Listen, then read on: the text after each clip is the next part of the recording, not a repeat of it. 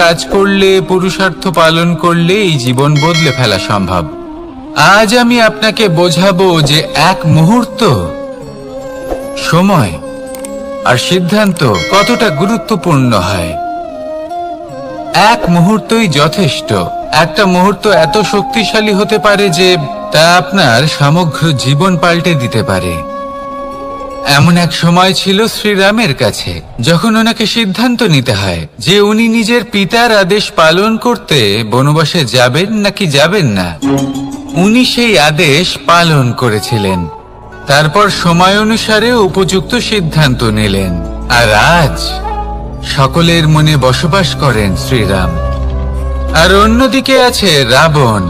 ওনার কাছে একটা সময় ছিল, একটা সুযোগ ছিল নিজের প্রারব্ধকে শুভ করে তোলার। উনি ভুল করলেন আর মৃত্যু লাভ করলেন।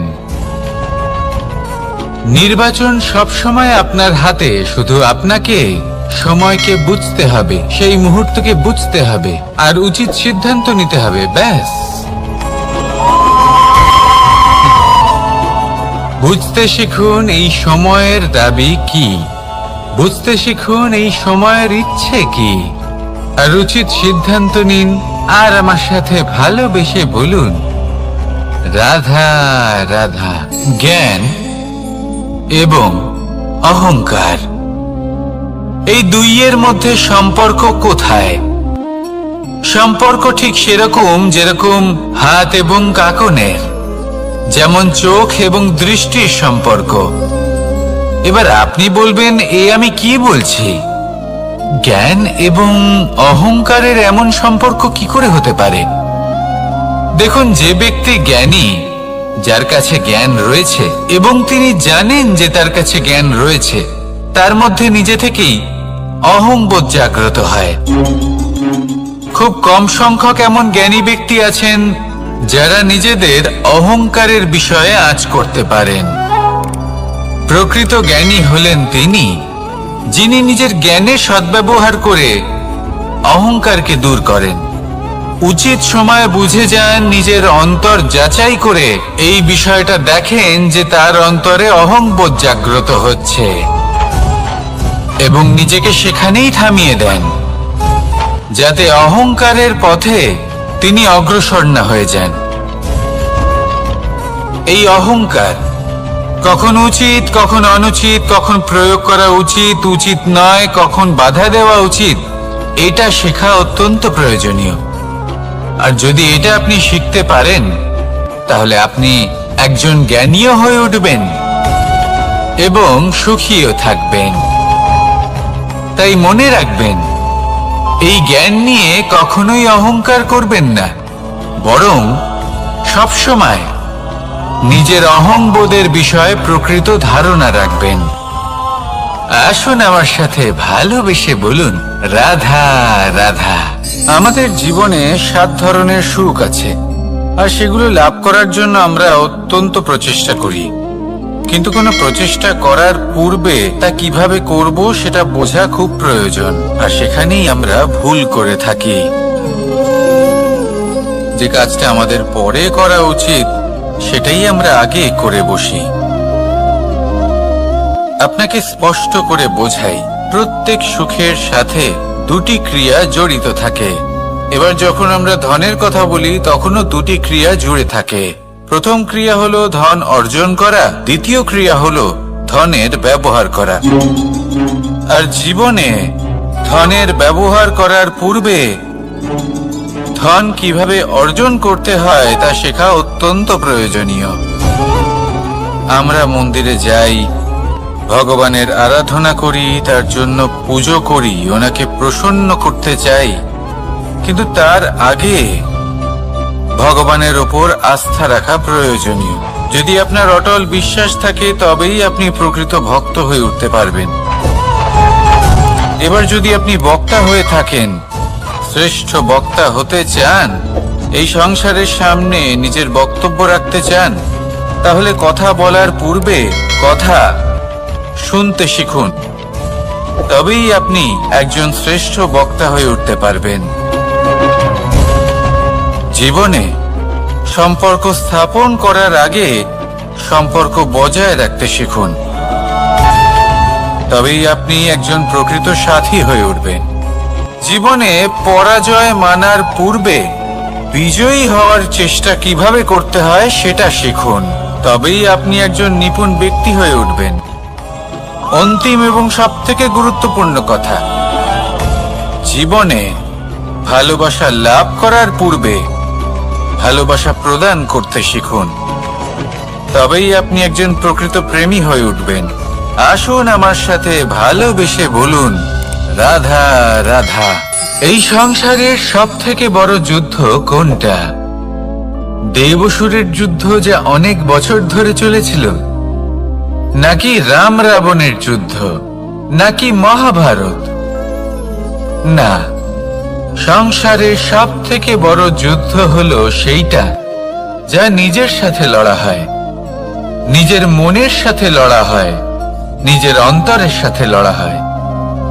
এটাই সবথেকে বড় যুদ্ধ। এবার নিজেই দেখুন আপনার সবথেকে বড় শত্রুকে। আপনার স্বার্থ, আপনার কামনাগুলি, আপনার অহংকারগুলি, যা আপনাকেই নষ্ট করে দেয়। যদি এদের ওপর আপনি বিজয় লাভ করতে পারেন, তাহলে ধরে নিন এই সংসারে সবার উপরে আপনি বিজয় লাভ করতে পারবেন। এই সংসারে কেউ আপনাকে পরাজিত করতে পারবে না, কিন্তু তার জন্য প্রয়োজন অনুভূতির। অনুভূতি ভালোবাসার, অনুভূতি অনুপ্রেরণার। যে ব্যক্তি ভালোবাসতে পারেন এবং প্রেরণা দিতে পারেন, তিনি চিরকাল জয়লাভ করতে পারেন।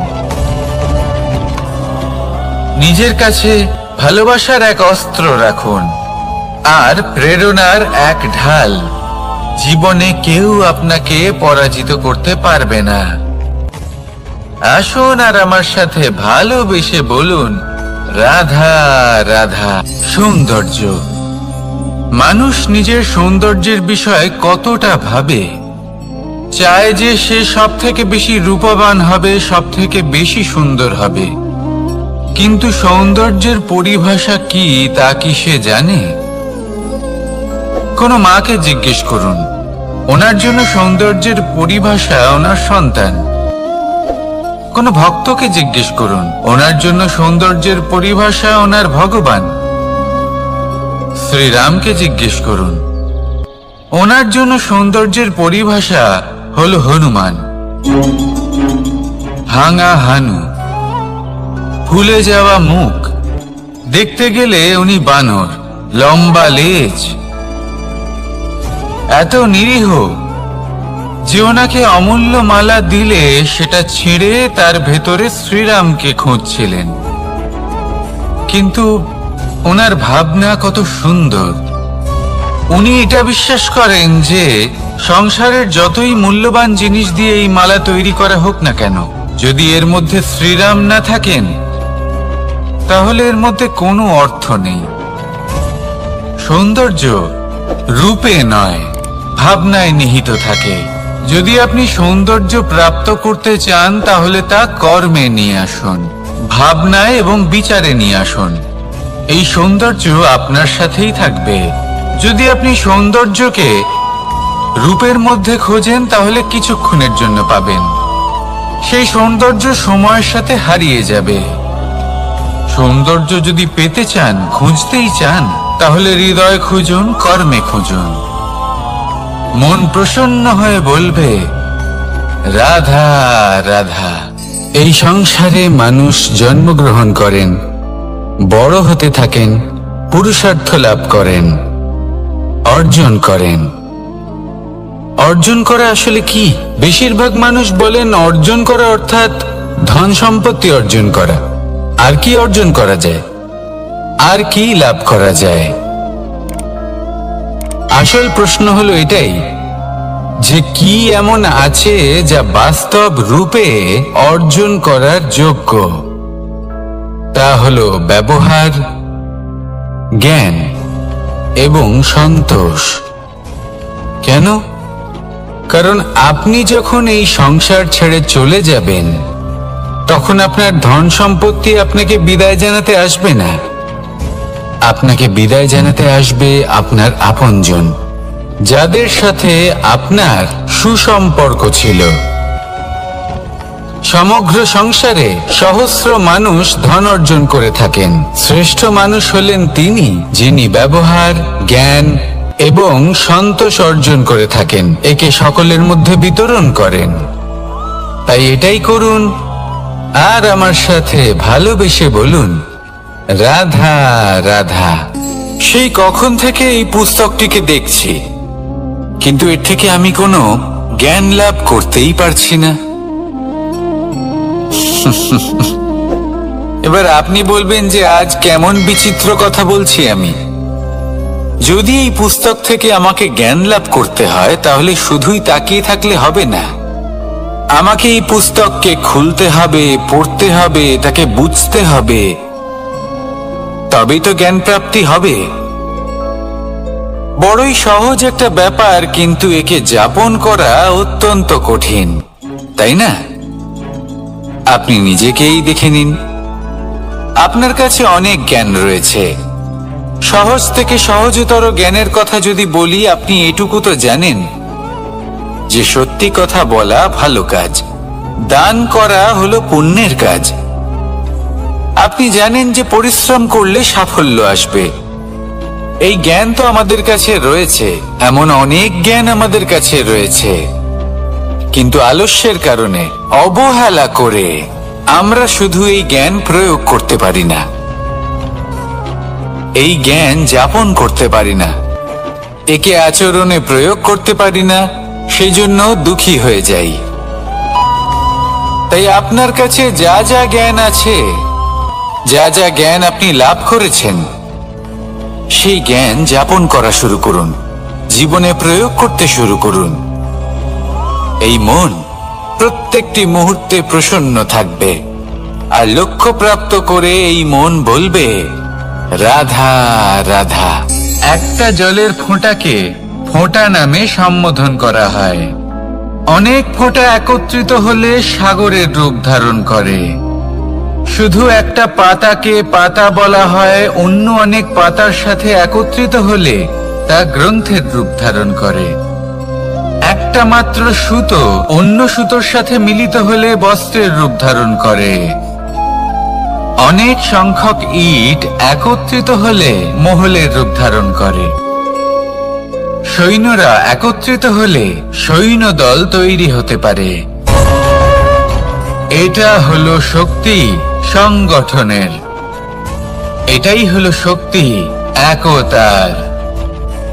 তা সে বনস্পতি হোক বা কোনো ব্যক্তি হোক, কোনো মনোভাবই হোক, যদি একা থাকে তাহলে দুর্বল হয়ে পড়বে। যদি সংগঠিত থাকে তাহলে শক্তিও বাড়বে, আর আপনাকে সামনে এগিয়েও নিয়ে যাবে। তাই এই একতায় বিশ্বাস রাখুন, আর আমার সাথে ভালোবেসে বলুন, রাধা রাধা। এমন কিছু রয়েছে মানুষের মনে, তাদের জীবনে এমন এক আবেগ যা সর্বজন বিদিত, যা সবাই জানেন যে উপস্থিত আছে, সেটাকে আমরা সমস্যা বলে থাকি। এমনিতে আমরা সকলেই জানি যে এমন কোনো গৃহ নেই যেখানে মৃত্যুর ছায়া পড়েনি, এমন কোনো বৃক্ষ নেই যার দ্বারা ওষুধ তৈরি সম্ভব নয়, এমন কোনো অন্ন নেই যা সময়ের সাথে বিষ বা অমৃতে পরিণত হতে পারে। এবার এই সমস্যাগুলি কোনো ব্যক্তির জন্য সমস্যা হতে পারে, কিন্তু নিজে থেকে এরা কোনো সমস্যাই নয়। এরা আসে আমাদের সাহায্য করতে, আমাদের কিছু শেখাতে। আপনি নিজেই দেখুন, পর্বতের শিখর থেকে কোনো এক পাখি পড়ে গিয়ে নিজের প্রাণ ত্যাগ করলো। সেটা কখন সম্ভব? যখন সেই পাখি ওড়ার চেষ্টাই করে না। তখন যখন কোনো ব্যক্তি জলে পড়ে যান এবং ডুবে গিয়ে নিজের প্রাণ হারান, এর সম্ভাবনা কখন বেশি থাকে?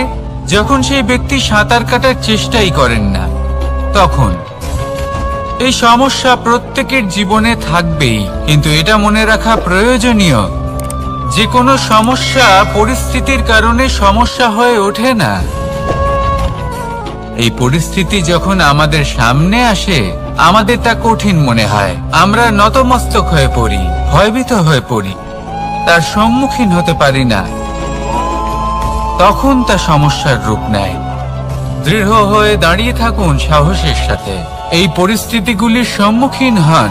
দেখবেন সমস্যা কখন সাফল্যে পরিণত হবে আপনি জানতেই পারবেন না। আসুন আমার সাথে ভালোবেসে বলুন, রাধা রাধা। এই সংসারে কখনো কোনো ব্যক্তিকে তার বাইরের পোশাক দেখে বিচার করার চেষ্টা করবেন না। এটা খুব বড় ভুল করবেন। যেমন আমরা জীবনে অনেক সময় এমন করি, ধরুন কোথাও একটা গাছ দেখলাম, খুব বিশাল আকারের একটা গাছ, যেটা মাটির থেকে অনেক উঁচুতে পৌঁছে গেছে, যার বিশাল শাখা আছে। সেগুলো দেখে আমরা ভাবি যে এই গাছে হয়তো কত সুস্বাদু ফল আছে। আমরা সেই গাছের পরিচর্যা করতে থাকি।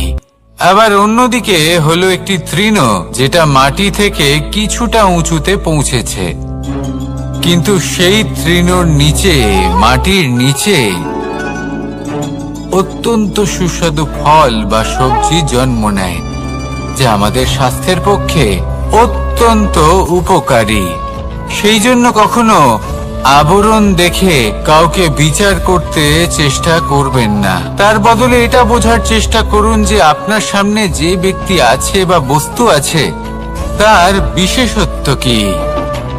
যদি এই বিশেষত্ব বোঝার ক্ষমতা আপনি অর্জন করেন, যদি এই শিল্প আপনি নিজের ভেতরে জাগ্রত করেন, তাহলে এই সংসারে বিশেষত্ব কি সেটা আপনি জানতে পারবেন। আর এই সমস্ত খেলা দৃষ্টি থেকে নয়, দৃষ্টিভঙ্গি থেকে জন্ম নেয়। দৃষ্টিভঙ্গি সবসময় শুভ রাখুন, আর আমার সাথে ভালোবেসে বলুন, রাধা রাধা।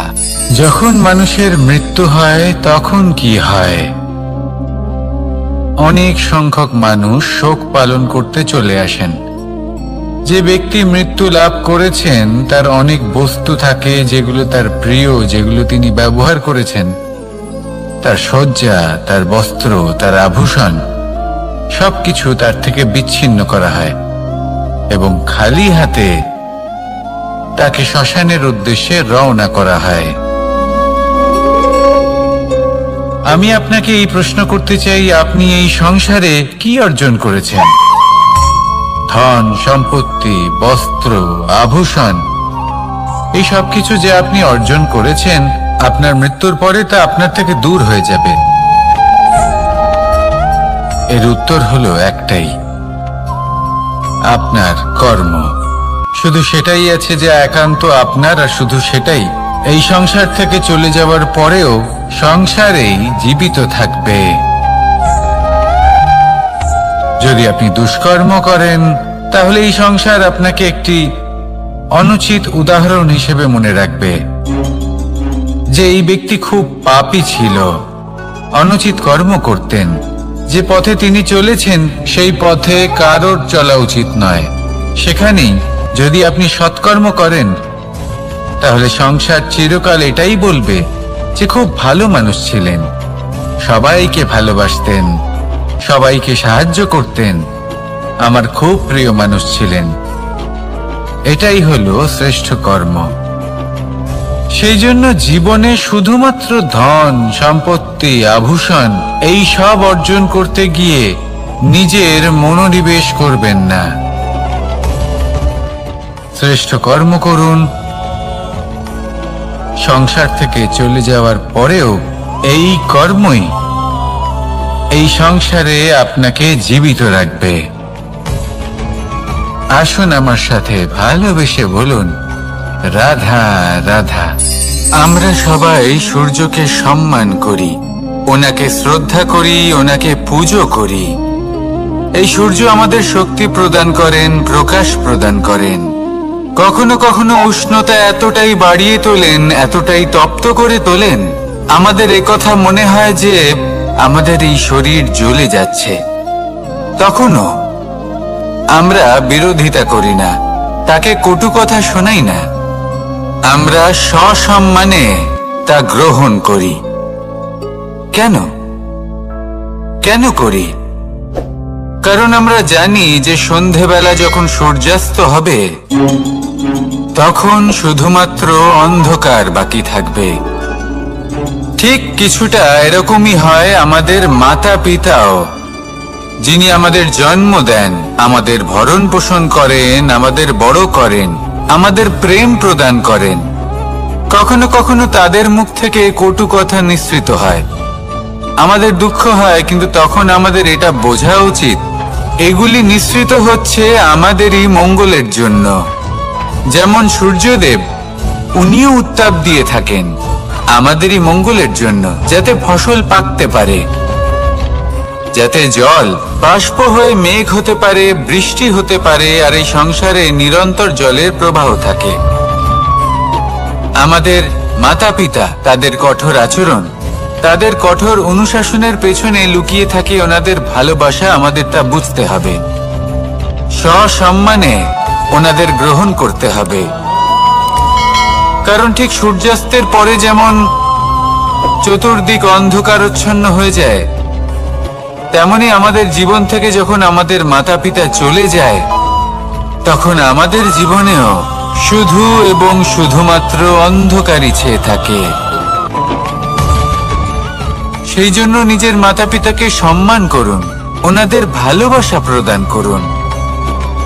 এই মন আর এই জীবন প্রসন্ন হয়ে বলবে, রাধা রাধা। কিছু মানুষ বলেন যে নিরন্তর কাজ করলে, পুরুষার্থ পালন করলে এই জীবন বদলে ফেলা সম্ভব। আজ আমি আপনাকে বোঝাবো যে এক মুহূর্ত, সময় আর সিদ্ধান্ত কতটা গুরুত্বপূর্ণ হয়। এক মুহূর্তই যথেষ্ট। একটা মুহূর্ত এত শক্তিশালী হতে পারে যে তা আপনার সমগ্র জীবন পাল্টে দিতে পারে। এমন এক সময় ছিল শ্রীরামের কাছে, যখন ওনাকে সিদ্ধান্ত নিতে হয় যে উনি নিজের পিতার আদেশ পালন করতে বনবাসে যাবেন নাকি যাবেন না। উনি সেই আদেশ পালন করেছিলেন, তারপর সময় অনুসারে উপযুক্ত সিদ্ধান্ত নিলেন। আর আজ সকলের মনে বসবাস করেন শ্রীরাম।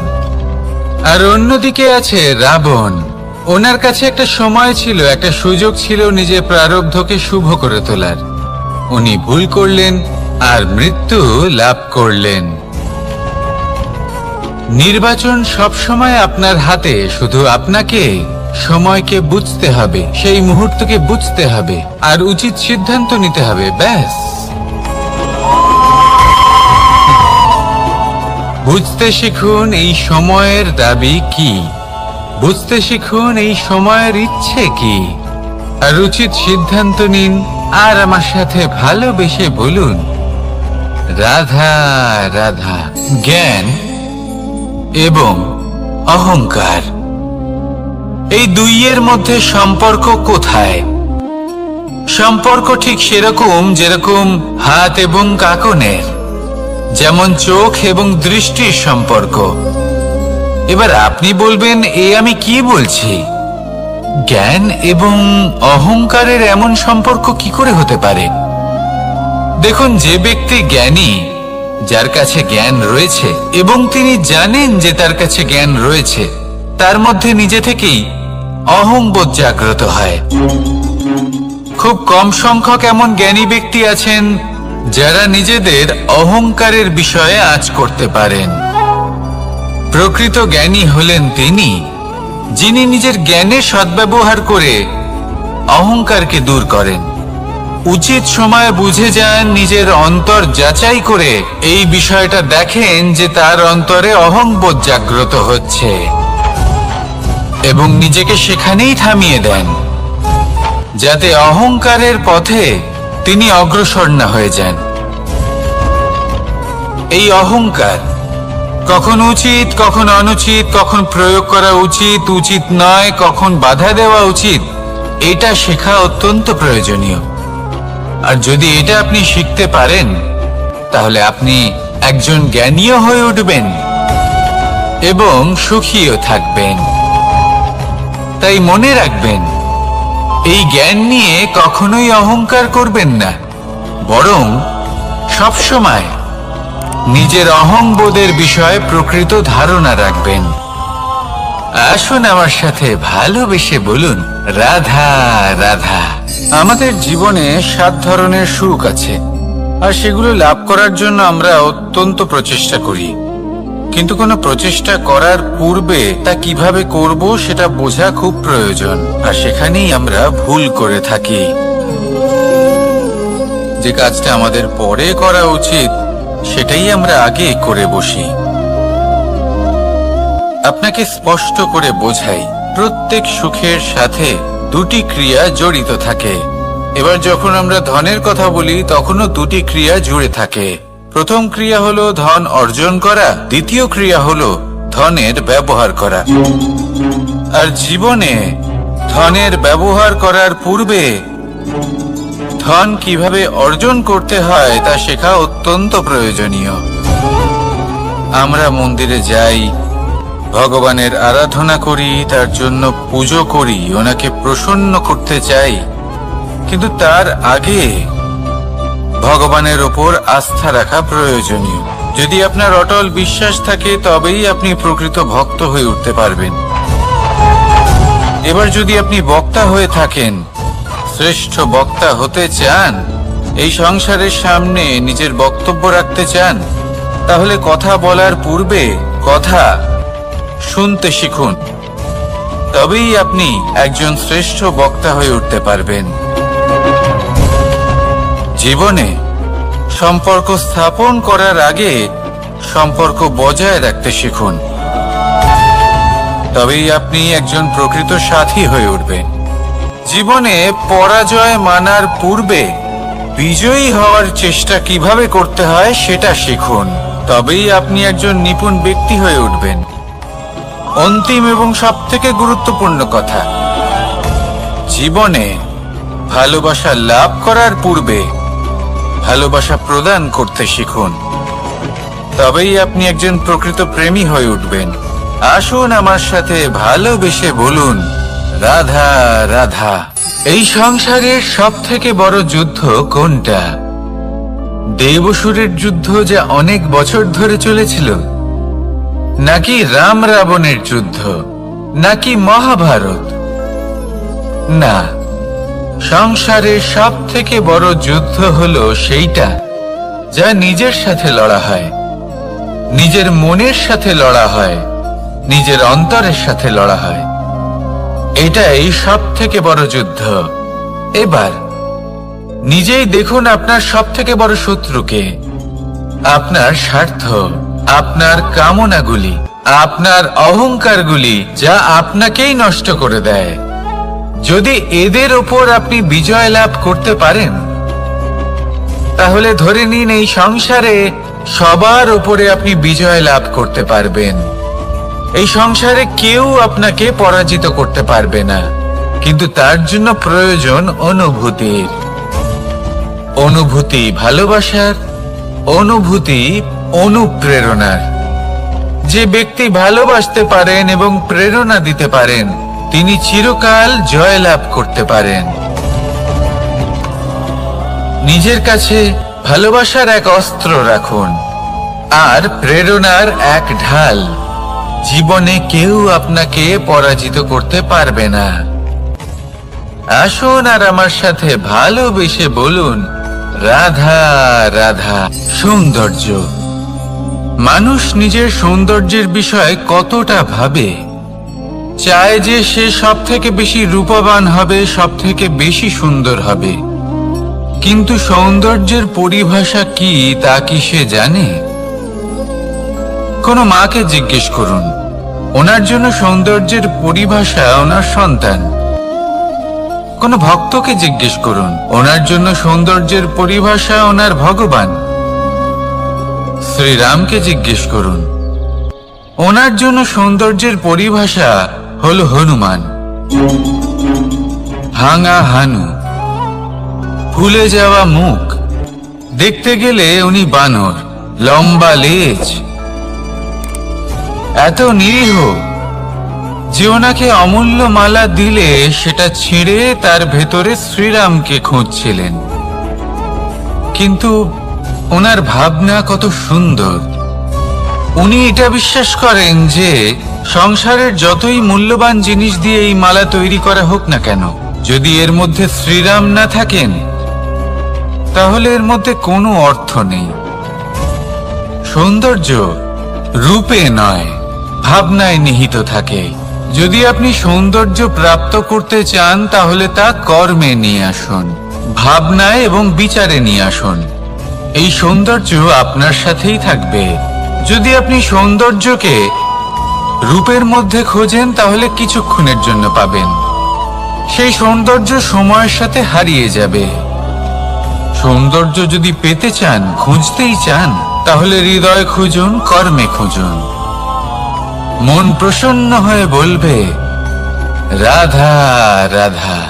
এই সংসারে মানুষ জন্মগ্রহণ করেন, বড় হতে থাকেন, পুরুষার্থ লাভ করেন, অর্জন করেন। অর্জন করা আসলে কি? বেশিরভাগ মানুষ বলেন অর্জন করা অর্থাৎ ধন সম্পত্তি অর্জন করা। আর কি অর্জন করা যায়? আর কি লাভ করা যায়? আসল প্রশ্ন হলো এটাই যে কি এমন আছে যা বাস্তব রূপে অর্জন করার যোগ্য। তা হলো ব্যবহার, জ্ঞান এবং সন্তোষ। কেন? কারণ আপনি যখন এই সংসার ছেড়ে চলে যাবেন তখন আপনার ধন সম্পত্তি আপনাকে বিদায় জানাতে আসবে না। আপনাকে বিদায় জানাতে আসবে আপনার আপনজন, যাদের সাথে আপনার সুসম্পর্ক ছিল। সমগ্র সংসারে সহস্র মানুষ ধন অর্জন করে থাকেন। শ্রেষ্ঠ মানুষ হলেন তিনি যিনি ব্যবহার, জ্ঞান এবং সন্তোষ অর্জন করে থাকেন, একে সকলের মধ্যে বিতরণ করেন। তাই এটাই করুন আর আমার সাথে ভালোবেসে বলুন রাধা রাধা। সেই কখন থেকে এই পুস্তকটিকে দেখছি, কিন্তু এর থেকে আমি কোনো জ্ঞান লাভ করতেই পারছি না। এবার আপনি বলবেন যে আজ কেমন বিচিত্র কথা বলছি আমি। যদি এই পুস্তক থেকে আমাকে জ্ঞান লাভ করতে হয় তাহলে শুধুই তাকিয়ে থাকলে হবে না। আমাকে এই পুস্তককে খুলতে হবে, পড়তে হবে, তাকে বুঝতে হবে, তবেই তো জ্ঞান প্রাপ্তি হবে। বড়ই সহজ একটা ব্যাপার, কিন্তু একে যাপন করা অত্যন্ত কঠিন, তাই না? আপনি নিজেকেই দেখে নিন।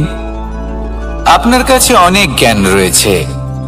সহজ থেকে সহজতর জ্ঞানের কথা যদি বলি, আপনি এটুকু তো জানেন যে সত্যি কথা বলা ভালো কাজ, দান করা হলো পুণ্যের কাজ। আপনি জানেন যে পরিশ্রম করলে সাফল্য আসবে। এই জ্ঞান তো আমাদের কাছে রয়েছে, এমন অনেক জ্ঞান আমাদের কাছে রয়েছে, কিন্তু আলস্যের কারণে, অবহেলা করে আমরা শুধু এই জ্ঞান প্রয়োগ করতে পারি না, এই জ্ঞান যাপন করতে পারি না, একে আচরণে প্রয়োগ করতে পারি না, সেজন্য দুঃখী হয়ে যাই। তাই আপনার কাছে যা যা জ্ঞান আছে, যা যা জ্ঞান আপনি লাভ করেছেন, সেই জ্ঞান যাপন করা শুরু করুন, জীবনে প্রয়োগ করতে শুরু করুন। এই মন প্রত্যেকটি মুহূর্তে প্রসন্ন থাকবে, আর লক্ষ্য প্রাপ্ত করে এই মন বলবে রাধা রাধা। একটা জলের ফোঁটাকে ফোঁটা নামে সম্বোধন করা হয়। অনেক ফোঁটা একত্রিত হলে সাগরের রূপ ধারণ করে। শুধু একটা পাতাকে পাতা বলা হয়, অন্য অনেক পাতার সাথে একত্রিত হলে তা গ্রন্থের রূপ ধারণ করে। একটা মাত্র সুতো অন্য সুতোর সাথে মিলিত হলে বস্ত্রের রূপ ধারণ করে। অনেক সংখ্যক ইট একত্রিত হলে মহলের রূপ ধারণ করে। সৈন্যরা একত্রিত হলে সৈন্যদল তৈরি হতে পারে। এটা হলো শক্তি সংগঠনের, এটাই হলো শক্তি একতার। তা সে বনস্পতি হোক বা কোনো ব্যক্তিই হোক, কোনো মনোভাবই হোক, যদি একা থাকে তাহলে দুর্বল হয়ে পড়বে। যদি সংগঠিত থাকে তাহলে শক্তিও বাড়বে আর আপনাকে সামনে এগিয়েও নিয়ে যাবে। তাই এই একতায় বিশ্বাস রাখুন আর আমার সাথে ভালোবেসে বলুন, রাধা রাধা। এমন কিছু রয়েছে মানুষের মনে, তাদের জীবনে এমন এক আবেগ যা সর্বজন বিদিত, যা সবাই জানেন যে উপস্থিত আছে। সেটাকে আমরা সমস্যা বলে থাকি। এমনিতে আমরা সকলেই জানি যে এমন কোনো গৃহ নেই যেখানে মৃত্যুর ছায়া পড়েনি, এমন কোনো বৃক্ষ নেই যার দ্বারা ওষুধ তৈরি সম্ভব নয়, এমন কোনো অন্ন নেই যা সময়ের সাথে বিষ বা অমৃতে পরিণত হতে পারে। এবার এই সমস্যাগুলি কোনো ব্যক্তির জন্য সমস্যা হতে পারে, কিন্তু নিজে থেকে এরা কোনো সমস্যাই নয়। এরা আসে আমাদের সাহায্য করতে, আমাদের কিছু শেখাতে। আপনি নিজেই দেখুন, পর্বতের শিখর থেকে কোনো এক পাখি পড়ে গিয়ে নিজের প্রাণ ত্যাগ করলো। সেটা কখন সম্ভব? যখন সেই পাখি ওড়ার চেষ্টাই করে না। তখন যখন কোনো ব্যক্তি জলে পড়ে যান এবং ডুবে গিয়ে নিজের প্রাণ হারান, এর সম্ভাবনা কখন বেশি থাকে?